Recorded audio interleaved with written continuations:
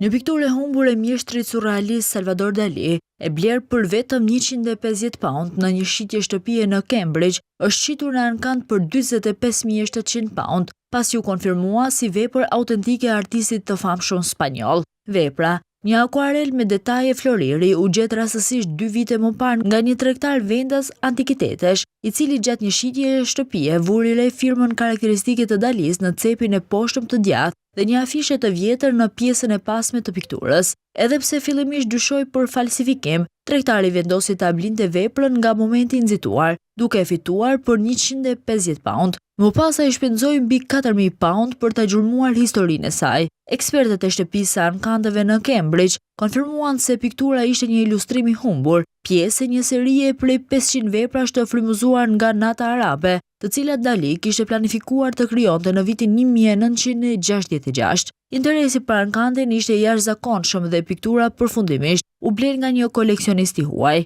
Ishte një ndjesi që ndodh vetëm një herë në jetë, tha tregtari, i cili dëshiroi të mbetet anonim. Pas gjithë pasigurisë dhe dyshimeve nëse ishte vërtet origjinale apo jo, ishte një përvojë e jashtëzakonshme, tha mes të tjerash ai.